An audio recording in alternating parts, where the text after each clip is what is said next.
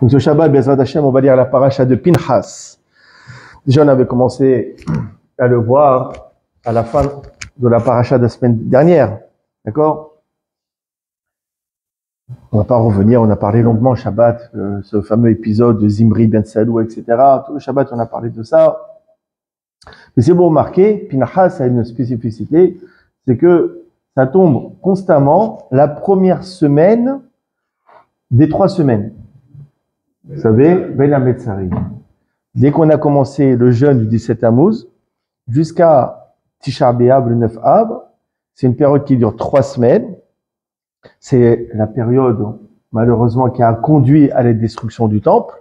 Le 17 Tammuz, depuis où il y a une brèche qui a été faite dans la muraille, jusqu'à la destruction du temple, le 9 Av, 3 semaines. Donc, c'est 3 semaines très difficiles, qu'on appelle Ben Hametzarim. Ben Hametzarim, ça s'appelle entre les remparts. Ben Hametzarim. C'est un verset dans Echa. Dans Echa, il y a marqué Kol Rodefeya, Isigoa Ben Hametzarim. Tout celui qui l'a poursuivi l'a atteint entre les remparts. Et donc, on appelle cette période Ben Hametzarim. Et toujours, la première paracha de ces 3 semaines, c'est la paracha de Pinchas. Alors, il faut comprendre d'abord le Kesher, le lien entre Pinchas et ces 3 semaines. Alors bon, c'est pas le sujet du cours, c'est une introduction. Il y a 2 réponses. Vous savez que dans la paracha de Pinchas, à la fin, on lit quoi? À la fin de Pinchas, qu'est-ce qu'on lit comme passage? On lit le passage de tous les sacrifices que l'on offrait en semaine, Shabbat, Rosh Chodesh et pendant les fêtes. Autrement dit, on parle de tous les sacrifices que l'on offrait à l'époque du temple. D'accord? Donc, c'est quoi? C'est pour réveiller la nostalgie du temple. Puisqu'on rentre dans les 3 semaines, il faut que nous vivons ce deuil du temple. Il faut que nous ressentons le manque, ce manque du Beth Amikdash.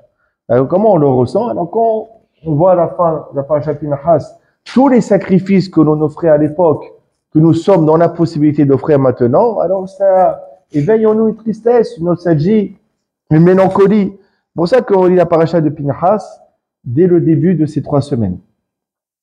Encore autre chose, il y a un grand principe, on l'a déjà vu plusieurs fois.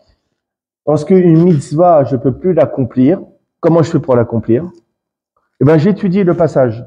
Aujourd'hui, on peut plus offrir de sacrifice. Comment j'offre des sacrifices? Eh bien, en lisant les passages qui traitent des sacrifices, c'est considéré comme les avoir offerts. D'accord? Donc, pareil, effectivement, on est rentré dans les 3 semaines. Dans les 3 semaines de la destruction du temple, on ne peut plus offrir de sacrifice. Alors, dans le Sefer Torah, on lit tous les sacrifices. C'est ça que je me rends compte, ils considèrent qu'on les a offerts. Il y a un verset qu'on dit, dans Oshéa, Osé, Unchalema, Farim, Sefatenu. Ça veut dire quoi? Unchalema, Farim, et offre des taureaux, Sefatenu, nos lèvres. C'est pour ça que la ptiha le matin, d'accord, ça saoule tout le monde, la ptiha, il faut dire la vérité. C'est un quart d'heure de tefila avant la prière. 15 minutes de prière avant la prière. T'imagines la torture? Ça saoule tout le monde. Hein. Alors, tu dis aux gens, 7h30 la ptiha, et au doux. Ça veut dire ce que ça veut dire. Ah, pourtant, c'est extraordinaire la ptiha. C'est quoi? On lit tous les passages des sacrifices. Tous les passages des sacrifices qu'on offrait tous les matins au temple, comment on ne peut pas les offrir? Alors on les lit. Et lorsqu'on les lit, c'est comme si on les a offerts. C'est extraordinaire de lire la ptiha. D'accord? Il y a une autre explication. Il y a un midrash, il y a Kut Shimoni qui dit comme cela. Alors il commente un verset dans le début de la paracha de Pinchas. La reine est morte, donc Dieu il parle de Pinchas. Donc Pinchas il a fait cet acte héroïque d'avoir tué Zimri et Cosbi. On a parlé Shabbat dernier qui ont provoqué justement Moshe Rabbeinu, etc. Et par cet acte héroïque, Pinchas il a interrompu la Magéfa. Il y avait une épidémie qui a fait 24 000 morts. Lorsque Pinchas il a fait cet acte héroïque, il les a tués les deux, il les a plantés comme une shawarma, hein, le Sahara, pas parle de pub.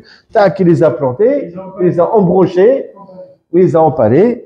D'accord? Dès qu'il a fait cela, c'était la fin de la Magéfa. Ça a apaisé la colère de Dieu. Ça l'a apaisé. C'est pour ça que Dieu, il parle ensuite, il dit, la reine est morte. C'est pour cela, je dis, une ninoteno et beriti shalom. Je lui donne mon alliance de paix.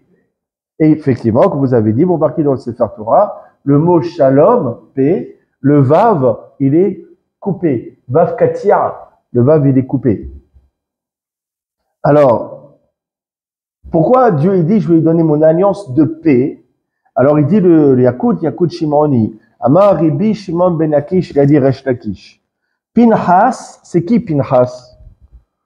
C'est un autre personnage dans la Bible que l'on connaît. C'est Eliaou, Chazak. Eliaou Hanavi. Eliaou le prophète, celui qui vient pour les Brit Milot, etc. Pinhas, c'est Eliaou Hanavi. Pinhas ou Eliaou.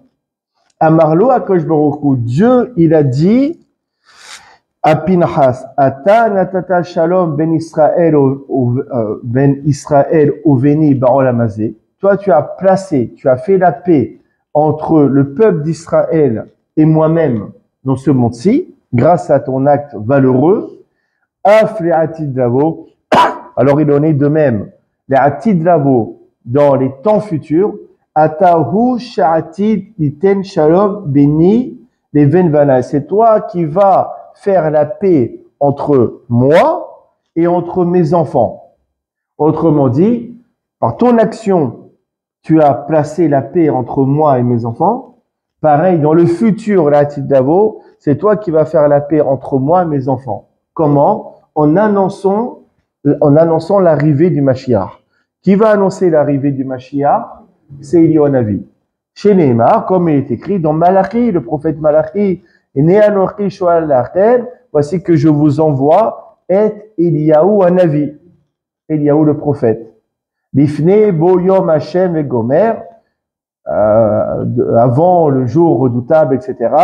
Mais quand même marqué Veshiv lev avot abanim, et il va faire revenir le cœur des pères sur les enfants. Ça veut dire quoi? Parce que Eliyahu Hanavi va venir.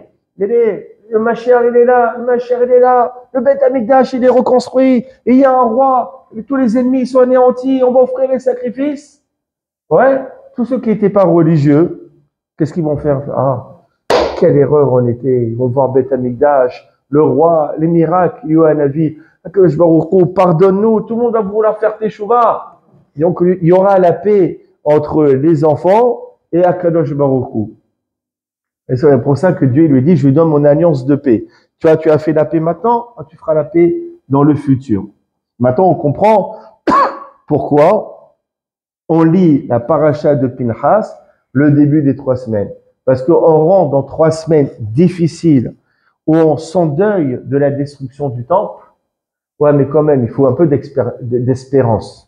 Parce que le deuil pour le deuil, c'est Rama, c'est l'angoisse. On ne peut pas. Il faut de l'espérance. Donc, pour nous amener une espérance, effectivement, on est dans les 3 semaines difficiles, le temple a été détruit, on lit la paracha de Pinhas, il faut se rappeler que c'est Eliyahu Hanavi, et lui-même, il va nous annoncer la reconstruction du 3e temple. D'accord? Et donc, tout ce qu'on a lu comme sacrifice, eh ben, il viendra un jour où on les fera concrètement. Donc, pour nous porter de l'espérance, alors au début des 3 semaines, on lit la paracha de Pinhas. Alors, là, c'est une akdama, un préambule. Maintenant, on arrive au vif du sujet, au sujet principal du cours. Dans notre paracha, on voit que Akadosh Baruch Hu, il demande à Moshe de dénombrer, de compter les enfants d'Israël. Pourquoi? Parce qu'il y a une épidémie. Et après chaque malheur, après chaque épidémie, Akadosh Baruch Hu, il demande, tel un berger, il demande à Moshe de compter combien il reste du troupeau. Combien il reste des bénis Israël, donc il demande de les compter. Et lorsqu'on arrive à la tribu de Réhouven, alors le pasouk, la Torah, très bizarrement, elle raconte de nouveau l'histoire de Korah. Très bizarre, elle fait un aparté. Un aparté. Pourtant, c'est hors contexte. Mais la Torah, elle fait un aparté, elle met une parenthèse, elle arrête de parler du dénombrement, et elle parle de Dathan et Abiram, qui sont issus de la tribu de Réhouven, et de cette histoire malheureuse de Korah. Et la Torah, elle dit comme cela, Vatifta cette pia, la terre, elle a ouvert sa bouche. Vativra otam, elle a avalé l'assemblée de Korah. Donc Korah, vous savez tous, c'est ce Korah, celui qui a fomenté une rébellion contre Moshe. Et la terre, elle s'est ouverte pour les engloutir. Et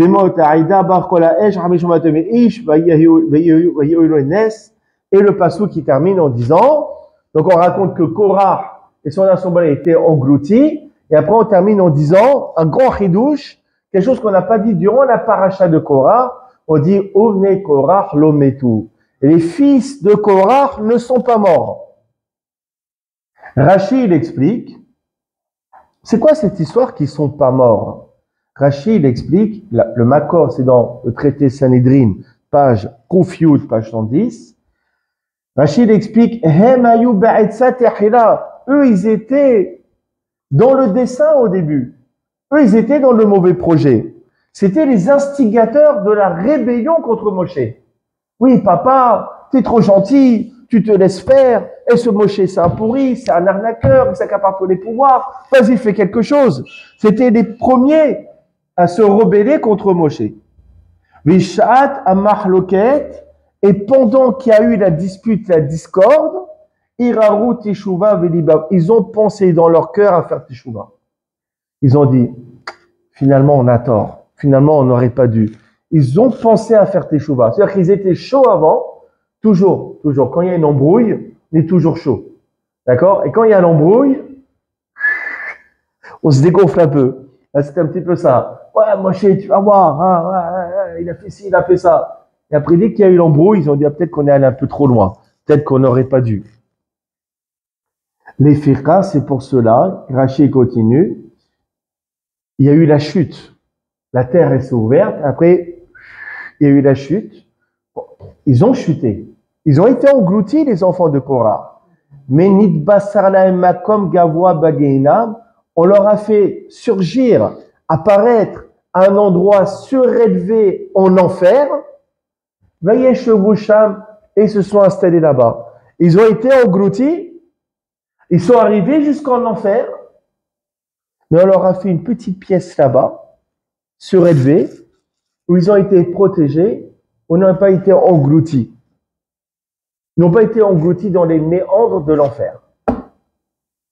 Tout ça parce que ils ont pensé à faire teshuva. Alors Dieu, il a eu pitié d'eux, ils ont été engloutis, on leur a fait un petit coin à part pour qu'ils soient protégés. C'est pour ça que le verset dit, Ovnei Korah lometu, les fils de Korah ne sont pas morts. Malgré qu'ils ont été engloutis, ils ne sont pas morts. Pourquoi ils ne sont pas morts? Parce qu'ils ont pensé à faire teshuva. Et Ur teshuva, ça s'appelle une pensée de teshuva. Et d'ailleurs, ces enfants de Korah, c'était pas n'importe qui. Ils ont une place. Ils ont une place importante dans le judaïsme, même dans la Bible, dans le Tanakh, dans la Gemara, dans Masechet Baba Batra, page Yud Dalet, page 14. On dit David Améler Katab Sefer Teilim. Le roi David, il a écrit le livre de Teilim. Mais il y a combien d'auteurs? Combien ont écrit le livre de Teilim? Il y a 10 auteurs. Le roi David, il n'a pas écrit tous les Teilim. Il n'a pas écrit les 150 psaumes. Aïdé Sarah Zekinim, il y en a 10 sages qui ont écrit. Aïdé, le premier à écrire un Teilim, c'est qui? Chazak, Adam Arishon. Il a écrit quoi comme Mizmor, Adam Arishon? Mizmor, Shir, Leyom, Shabbat. Et Hashem Allah, c'est Adam Arishon qui l'a écrit. Intéressant ça. Aïdé, Malkid Sedek. Malkid Sedek aussi, il a écrit un Mizmor. C'est qui? C'est Shem. Sem, le fils de Noah. Aïdé, Avraham. Avraham Avinu. Mizmor, le Etan Ezrahi. Etan Ezrahi. Etan le citoyen. Etan, c'est Avraham. Un autre qui a écrit, vous le connaissez, on le lit tous les samedis matin, Moshe. Ve'al Moshe. Moshe, Moïse, il a écrit aussi. Mizmor le Moshe, Isha Elohim, nanana, Yoshev Seter Alion. Tout ça, c'est lui. Ve'al Heman. Il y avait aussi un qui s'appelait Heman. Vayede Yedutun, et aussi par Yedutun, Vayede Shelosha Bene Korach. Les trois fils de Korach qui sont restés en vie, ils ont écrit des Tehillim. C'est qui les trois fils de Korach? Assir, Elkana, Aviasaph. Les trois, ils ont écrit des Tehillim. Donc non seulement ils sont restés en vie, mais ils ont écrit des psaumes, et le roi David les a compilés dans son livre de psaumes. Donc c'est-à-dire, c'est pas devenu n'importe qui, ces enfants de Korah. D'ailleurs, le premier mismor, le premier psaume, où on cite les enfants de Korah, dont les auteurs sont les fils de Korah, c'est le psaume 42. L'amnaseah maskil livne Korah. Au chef des chantres, fils de Korah.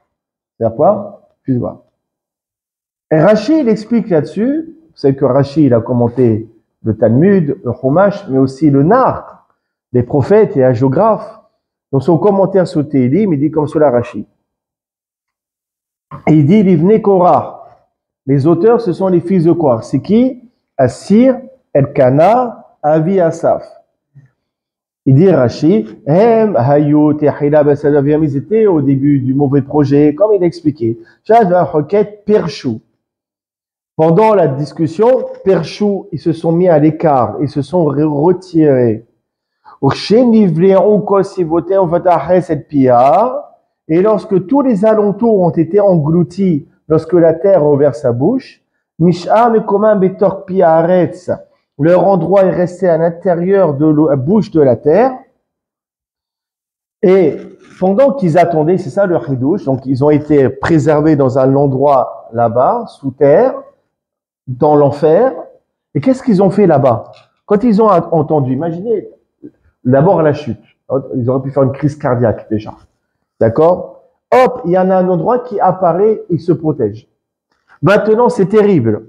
Ils voient leur père, leur famille, tous les compères, tous les sbires de leur père qui sont en train de tomber. Donc imaginez un petit peu les hurlements.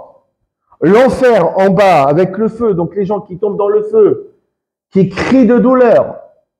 Eux, ils sont là, préservés dans un endroit, et ils voient ce cauchemar. Mamash, une scène d'horreur.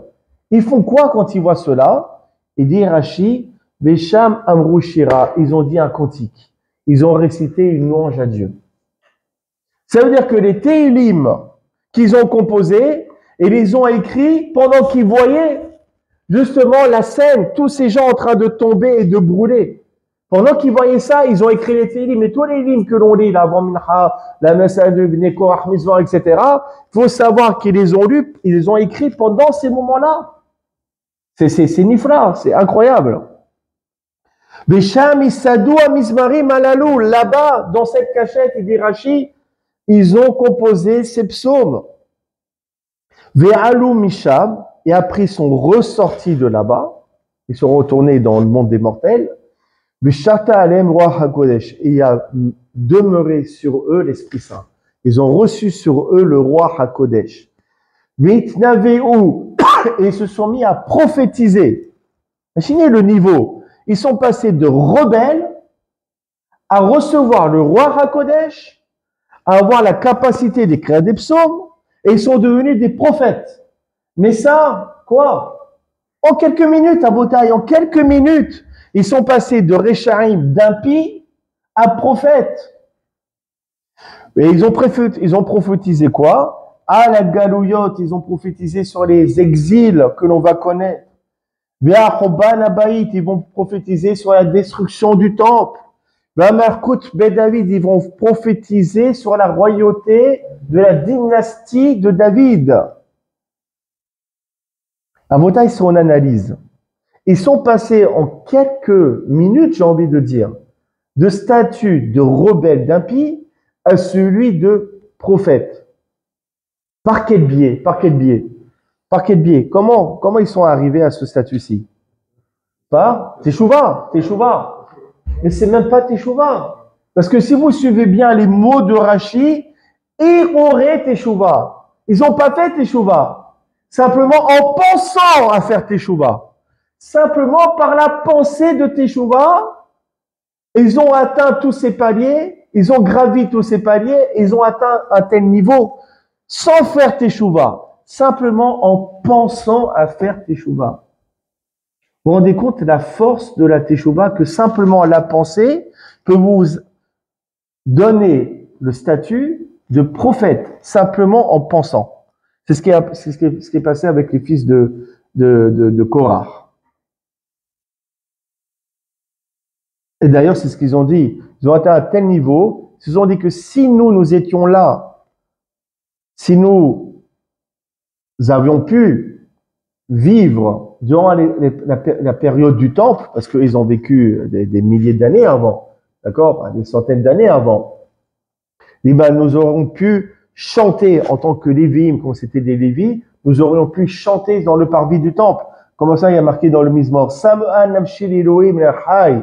Mon âme a soif de Dieu, du Dieu vivant. Matai avo, quand est-ce que je pourrai venir et je verrai la face du Tout-Puissant?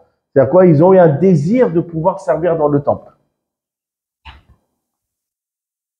Maintenant, vous savez, il y a un très grand Posek Halakha, qui est l'un des plus grands Aharonim, l'un des plus grands derniers décisionnaires. Vous savez, le Rav David Lévi. Pas le nom de mon maître que j'embrasse très fort, Rav David Lévi. Mais un autre Rav David Lévi, c'est le Torezav. Le Torezav, un des grands maîtres polonais du XVIIe siècle. C'était une période dorée là-bas en Pologne. Vous avez dans la même période le Torezav, le Magen Avram, le Siftei Cohen, le Shark, le Beit Hadash. D'ailleurs, le Torezav, c'était le gendre du Beit Hadash. C'était une période dorée. Et ce Torezav, il a écrit un commentaire qui n'est pas connu, un commentaire sur le nar qui s'appelle Divrei David. Il dit comme cela le Torezav, il dit Charles Omar, c'est possible de dire, chez Ezezman Ayou Baginam, qui sont restés un certain moment en enfer. J'en parlerai Shabbat plus longuement. Et après, ils sont sortis sur terre. Ça veut dire quoi? Ils ont vraiment connu l'enfer. Ils ont vu l'enfer. On retrouve la même idée dans un Midrash Shohar Tov. Il commente un Mizmor écrit par les fils de Korah, L'Amnasiach Maskil Ibn Korah. Qu'est-ce qu'on dit? C'est le tableau qu'il y a là, qui est Ayar Ta'aror Alafike Maïm, comme une biche qui soupire après des courants d'eau. C'est le truc. Ah bon, moi j'aurais préféré qu'on mette des photos de Rabbani. On a mis une photo d'une biche. On peut mettre une photo de lui de Funès, on est parfait. D'accord? Je comprends pas pourquoi. Bon, c'est joli, la malo. C'est mieux des photos de rabbin, non? C'est un cerf en plus. Tu vois, le mec il a mal traduit le... Bon, bref. Alors, oui, on va marquer Katsivi, il a marqué Kayal. D'accord? Alors, ils ont dit quoi? Ils ont dit, les fils de Korah, nous sommes tels une biche près d'un courant d'eau. Pourquoi ils se comparent à une biche? D'accord? Comment il dit? Ma biche, d'accord? alors, vous avez le Midrash, il commence comme ça, Midrash Shohar Tov. Il dit, la biche, elle a quelque chose de particulier, la biche. C'est quoi? Maïelet Azot. Elle a une particularité, la biche, qui est chez Yeshovet à la Mashber. Lorsqu'elle doit accoucher, la biche, elle souffre énormément. On va pas lui faire la péridurale. Pas péridurale pour la biche. La Kadosh Baruch Hu, elle soupire auprès de Akadosh Baruch Hu. Mamash, elle prie. Elle a une conscience qu'elle a un créateur. Vihu, on est là. Et Dieu, il lui répond. Alors qu'à ce moment-ci, la biche, elle communique avec ce qui la transcende.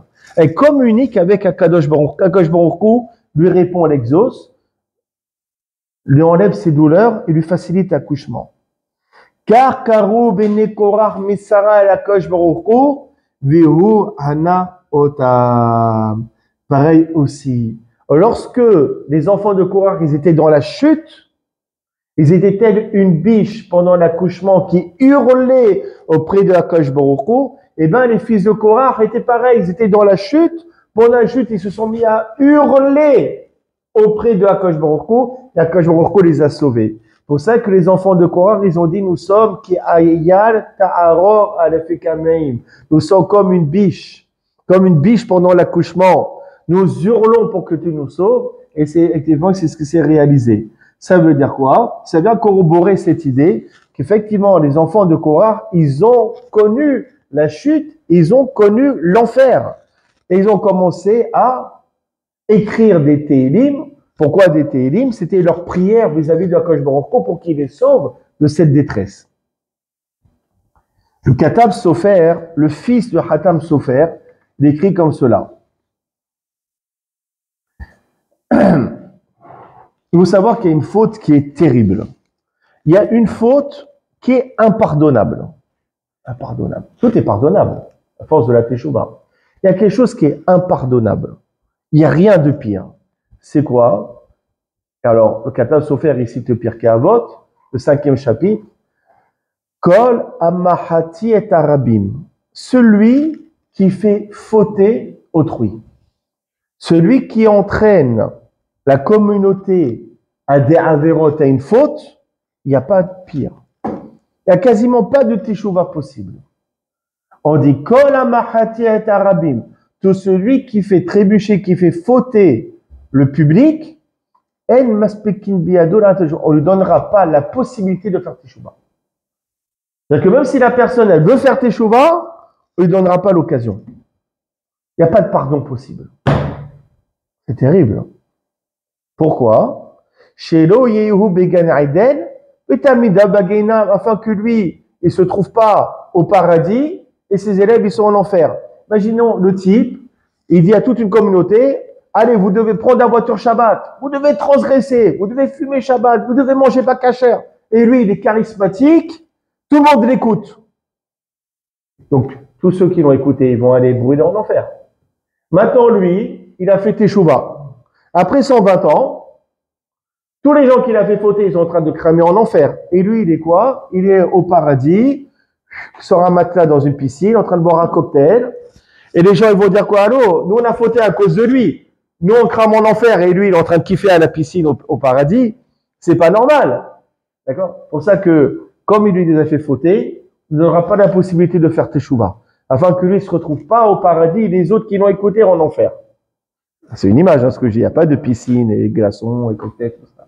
D'accord? C'est une image. Veine, il dit comme ça le Katab Sofer. Même si la personne, elle a fait teshuva sur le passé, elle regrette amèrement, sincèrement, ça existe la sincérité. On peut changer. Je regrette, j'ai fait fauter le tzibour. Mais comme néanmoins, ayede shechite acherim, parce qu'il a fait fauter les autres, en teshuvato mekubelet, sa teshuva ne sera acceptée, ad shashugam, uniquement lorsque les autres qui ont fauté par sa faute aussi auront fait teshuva.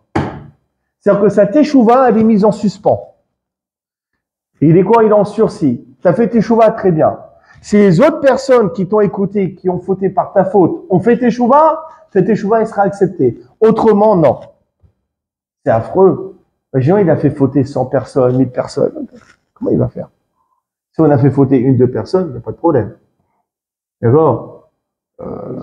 Par exemple, les fautes, les fautes d'ordre sexuel. Ça ne se fait pas tout seul, généralement. D'accord? Donc, lorsque je faute, je fais fauter aussi l'autre. Je regrette ce que j'ai fait. Je fais teshuva. Je veux rentrer Bekdusha ou Taora. Il n'y a pas de problème. Teshuva.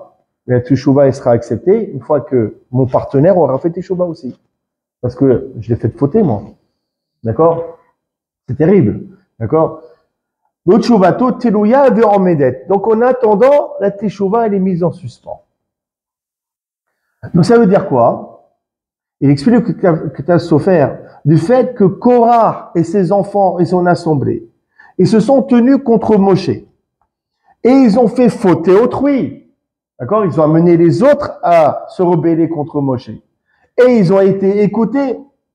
malgré que les enfants de Korah, ils ont fait Teshuvah, le problème c'est quoi? Ils ont fait fauter les autres. Donc leur Teshuvah, elle ne peut pas être acceptée tant que les autres n'ont pas fait Teshuvah. Tant que les autres qui ont été influencés par eux n'ont pas fait Teshuvah. Et donc la Teshuvah qu'ont fait les fils de Korah, elle est mise en suspens. Comme on dit dans la Gemara, elle se tient suspendue. Maintenant, tu vas me dire, bon, les fils de Korah, bon, on va aller au Guénam, on va aller en enfer, ils font une purge, et après, ça y est, on n'en parle plus. On dit non. On ne peut pas les amener au Guénam. Parce qu'on envoie en enfer, au Guénam uniquement, ceux qui n'ont pas fait Teshuvah. Or, eux, ils ont fait Teshuvah. Tu ne peux pas les amener au Guénam. D'accord? On va aller au Gan Eden. Bah, tu ne peux pas. Parce que les autres personnes qui ont fauté, ils n'ont pas fait Teshuvah. Donc, tu vas les amener au Gan Eden. C'est pour cela, qu'est-ce que Dieu il a fait? Il leur a fait un petit endroit là-bas dans le Guénam. Et ils sont restés assis là-bas jusqu'à qu'on éclaircit leur jugement. Autrement dit, vous restez là-bas au calme et on va voir. Si les personnes qui ont fauté par votre faute n'ont pas fait Teshuvah, eh ben, vous n'êtes pas sortis de l'auberge. Mais s'il s'avère que les personnes qui ont fauté par votre faute ont fait Teshuvah, alors on vous sort de cet endroit-ci. En fait, on les a mis quoi? Vraiment au sursis. Comment une peine, comment est-ce qu'on dit? Provisoire. Détention provisoire. Faut voir est-ce que les personnes qui se sont rebellées par leur faute, qui ont été influencées, ont fait Teshuvah ou pas. Et maintenant on comprend, eux les fils de Korah, ils ont compris qu'ils étaient mis en détention provisoire là-bas. Pourquoi? Parce qu'il fallait voir si les autres ont fait Teshuvah ou pas. Qu'est-ce qu'ils ont fait? Ils ont été très intelligents. Ils ont pris un papier, un stylo, ils ont commencé à écrire des Télim. Pourquoi? Parce que quand nous, les Télim, il y a une force extraordinaire qui vient en nous, on a envie de faire Teshuvah. Ouais, qu'est-ce qu'on est bien quand on lit Télim? On se fait un petit café, on se fait dans un bon fauteuil, une belle édition de Télim, on lit Télim, on se dit, franchement, c'est quand même un kiff la Torah. C'est un kiff la prière. C'est quand même un kiff lire Télim Shabbat, ouais. Quand on lit Télim, il y a ce pouvoir qui est enfoui au sein des Télim, qui confère à l'individu le désir de se repentir, le désir de faire Teshuvah. Donc, qu'est-ce qu'ils ont dit? Alors, c'est très facile. Au lieu de rester assis, passif, on va écrire un texte qui va donner envie aux gens de faire Teshuvah. Quand je me rends il a dit, ah bah alors magnifique, vous écrivez quelque chose qui va pousser les gens à faire Teshuvah. Donc grâce à vous, les gens ils vont faire Teshuvah. Vous avez fait votre tikkun, vous avez fait votre réparation. Vous pouvez sortir de cette cellule, ils sont remontés sur terre. C'est extraordinaire. C'est l'explication du Katav Sofer. Nifla. C'est dingue quand même, l'intelligence des fils de Korah. Regardez. On a vu le niveau extraordinaire qu'ils ont atteint grâce à leur Teshuvah. Et grâce à leur pensée de Teshuvah, qui sont commencés à devenir prophètes, etc.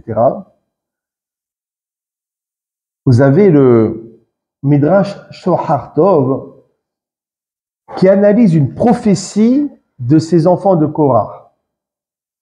Les fils de Korah, ils ont commencé à prophétiser et à parler au peuple. Ambro, Bene Korah, les fils de Korah ont dit, Atiraou, n'ayez pas peur. Ce jour où Akash Baruch Hu, il va nettoyer les impies de sur la surface de la terre. Il y a un verset dans Job qui dit comme cela, les Hoz, les Kanfot Haaretz, Dieu il va saisir les coins de la terre, et il va dépoussiérer, il va secouer les impies d'elle. C'est-à-dire quoi? Comme tu prends une nappe, tu la secoues, Dieu il va prendre la terre, il va secouer, et toutes les ordures et tout, ils vont dégager. Alors la question elle est, quand Dieu il va prendre la terre, il va remuer, ça va être quoi? Il y aura un tremblement de terre terrible. Mais pendant ce moment-ci, les tzadikim, où est-ce qu'ils vont être? Quand Dieu il va secouer la terre, ceux qui ne méritent pas d'être punis, où ils vont être? Alors, regardez, il dit quoi?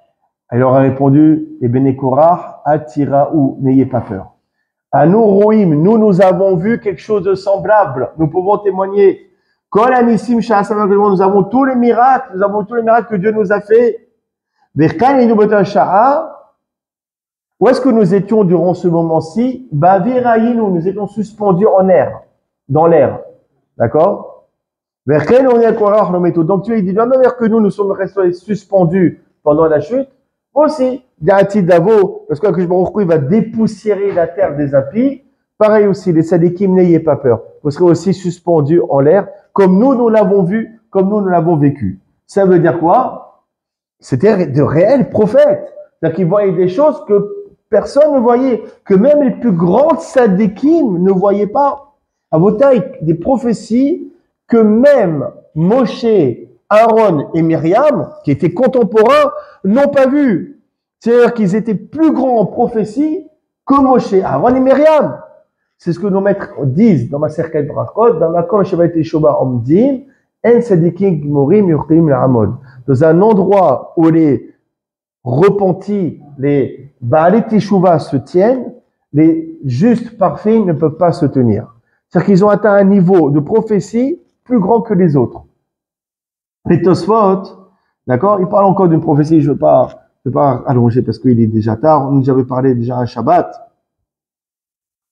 Ouais, on va en parler quand même, je suis désolé parce qu'après je vais être frustré. Mais je vais parler très rapidement. D'accord, il y a un Midrash qui dit comme cela, c'est les Tosfot qui le ramènent dans ma Masechet Kiddushin Amud Aleph.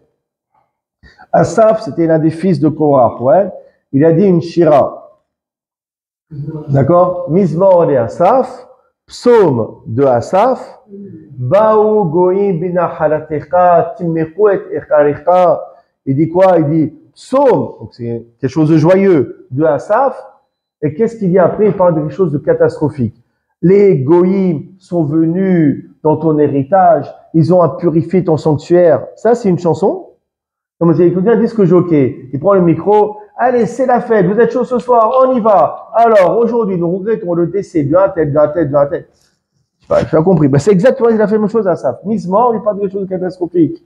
En fait, il ramène un machal, une image, une parabole d'une servante. J'en avais parlé un samedi matin, qu'elle était venue pour puiser de l'eau à partir du puits. Et sa cruche, sa misérable cruche en argile, elle est tombée dans le puits. Elle commence à pleurer. D'accord? Elle se dit, qui va se déplacer pour ma pauvre cruche qui coûte 2,50 € là en argile? D'accord? Elle commence à pleurer jusqu'à qu'elle voit arriver la servante du roi. Et la servante du roi, elle n'a pas des cruches qui font de la peine. Elle a des cruches en or, en argent. D'accord? Elle commence à puiser.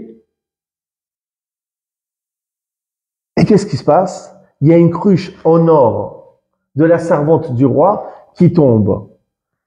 La servante, la pauvre, d'accord, elle est heureuse, d'accord, elle commence à chanter. Elle dit, avant que la cruche du roi soit tombée, je désespérais. Qui va venir récupérer ma cruche? Et maintenant que la cruche du roi, elle est tombée, celui qui va venir prendre la cruche du roi va venir récupérer ma cruche. Donc maintenant, elle est contente. Alors c'est pareil. Lui, Abi Asaph, il sait que son père, Korah, il est enfui sous terre. Il dit, qui va venir récupérer mon père Korah? Qui va descendre en bas pour récupérer? Asaph, il a entendu que les goïms, ils vont venir, ils vont détruire le temple, et les portes du temple vont être enfuies sous terre. Là, il était content. Celui qui va descendre sous terre pour récupérer les portes du temple, il va venir récupérer mon père. C'est pour ça qu'il était content. C'est pour ça qu'il a dit Mizmor, mais Asaph. La question, elle est, le Hida, il pose la question. Celui qui va descendre, il va récupérer les portes. Qu'est-ce qu'il va récupérer Korah? Qu'est-ce qu'il veut de Korah? C'est un mec à histoire. Qui veut de lui? Le Hida, il raconte que Korah, il est intelligent. Sous terre, il est accroché aux portes. Il dit, volez des portes, vous me prenez avec. C'est comme ça que le Hida, il explique. Mais ça veut dire quoi, la prophétie? Ça veut dire que Abi Asaph, il a vu la destruction du temple. Il a vu les tables, les portes du temple qui vont être enfouies. Il a vu qu'on va venir récupérer les temples avec porte avec son père. Donc ça veut dire quoi? Il a vu des choses qui sont extraordinaires. Donc le niveau de prophétie qu'ils ont atteint avec simplement une pensée de Teshuvah.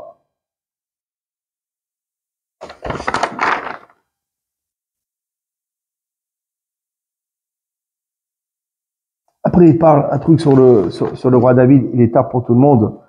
Simplement, Kitsour, on a compris l'idée, d'accord? Simplement, Hirur Teshuvah. Qu'est-ce qu'on nous demande? Hirur Teshuvah. Pensez à faire Teshuvah. C'est déjà quelque chose d'extraordinaire, mais une pensée sincère. Vous savez, tous les vendredis soirs, quand on fait Arvit, on dit, avant qu'on fasse l'Amida du Arvit, on dit qu'il y a deux anges qui posent leurs mains sur nos têtes et qui disent ta faute elle est pardonnée, etc. Pendant ce moment-ci, nos fautes elles sont pardonnées. On a déjà fait un cours là-dessus. Pourquoi? Parce que dans la prière de Shabbat, on va dire Yom HaShishi. Yom HaShishi, on vient témoigner que Dieu il a créé le monde et qu'il s'est reposé le Shabbat. Or, pour être un témoin cachère, il faut ne pas avoir commis de faute. Donc, comme on va témoigner, pour qu'on soit un témoin cachère, alors chaque vendredi soir, avant Arvit, Dieu nous pardonne de nos fautes. Mais vous voyez qu'à Fahim, etc., il amène des poskim à condition qu'il y ait Hiruré Teshuvah, qu'on pense à faire Teshuvah, qu'on pense sincèrement à faire Teshuvah. D'accord? C'est tout ce qu'on nous demande. Et je vous assure, si on pense sincèrement à faire Teshuvah, avec un véritable désir, alors les badailles, un jour on arrivera. Une fois j'avais parlé, Masechet Kiddushin, c'est une Mishnah. Quelqu'un, il dit à une femme, il dit, Areat Kiddushetri, Mekudesheti, voici que tu es marié à moi, amène à ta condition, chez Tzadik, que je suis un Tzadik. D'accord? La femme, elle accepte. Le type, il donne la bague, il dit, voilà, tu es Mekudeshet à moi, à condition que je suis un Tzadik. Ils sont mariés, le lendemain, il se lève à 14 heures, il fait pas Kratchema, il met pas Tefillin. Qu'est-ce qu'il mange à midi? Il va au McDonald's, il prend un cheeseburger. Shabbat, il fait pas Shabbat. WhatsApp toute la journée. Ah, il n'a pas tenu son engagement. La femme, elle est mariée ou pas? Elle est Mekodeshet ou pas? Eh ben, la halakha, elle est Mekodeshet. Elle est quand même mariée. Pourquoi? Parce qu'au moment où il a dit, tu es Mekodeshet à moi, à condition que je sois un tzaddik, il a pensé à faire Teshuvah. Quand il a pensé à faire Teshuvah, alors, à ce moment-ci, il était tzaddik. Donc, les Gdouchim, ils ont quoi se reposer. Donc, la force de Hirur Teshuvah. D'ailleurs, quand il y a un divorce, il y a des témoins. Le Dayan, si c'est un bon Dayan, il dit au juge, il dit aux témoins, pensez à faire Teshuvah. Hirur Teshuvah. Il y en a qui le font avant le mariage. De dire aux témoins, pensez à faire Teshuvah. Parce que moi, s'ils ont fait des bêtises, au moins, par la pensée de la Teshuvah, ils sont tzaddik à ce moment-ci. C'est Adim Ksherim. Midal Hasidut. C'est bien de le faire. D'accord? C'est-à-dire quoi? La force de Hirur Teshuvah. Si vous avez une pensée sincère, Bezat Hashem, on arrivera, parce que je m'inclus, à grandir et évoluer dans Torah et Mitzvot, jusqu'à faire une Teshuvah Shlema, Bezat Hashem, Baruch Hanei, Olam, Amen.